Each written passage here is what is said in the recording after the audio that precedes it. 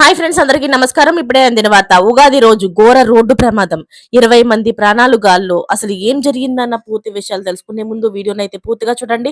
అప్పుడే మీకు పూర్తిగా అర్థమవుతుంది. అదే విధంగా చాలా మంది సబ్స్క్రైబ్ చేసుకోకుండా వీడియోని చూస్తున్నారు. దయచేసి సబ్స్క్రైబ్ చేసుకోండి. సబ్స్క్రైబ్ చేసుకోవడం వల్ల నేను చేసే ప్రతి వీడియో అప్డేట్ మీకు ముందుగానే నోటిఫికేషన్ రూపంలో వస్తుంది. అదే విధంగా లైక్ చేయడం మర్చిపోతున్నారు. దయచేసి లైక్ చేయండి.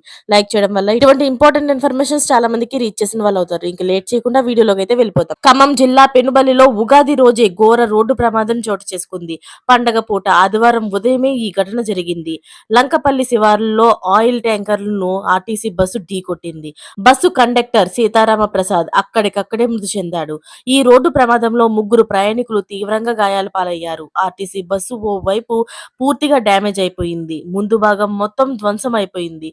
RTC super luxury bus Vizag నుంచి ఖమ్మం వస్తుంది. ప్రమాద సమయంలోని బస్సులో 20 మంది ప్రయాణికులు ఉన్నారు. పోలీసులు సంఘటనా స్థలానికి చేరుకుని గాయపడిన వారిని చికిత్స కోసం హాస్పిటల్లో చేర్పించారు. కండక్టర్ సీతారామ ప్రసాద్ మృతదేహాన్ని పోస్టుమార్టానికి తరలించారు. కండక్టర్ మృతితో ఖమ్మం జిల్లా ఆర్టీసీ డిపోలో విషాదం నెలకొంది. అయితే తీవ్రంగా గాయపడిన వారి పరిస్థితి ఇప్పుడు ఎలా ఉంది, ఏంటన్న పూర్తి వివరాలు ఇంకా తెలియాల్సి ఉంది.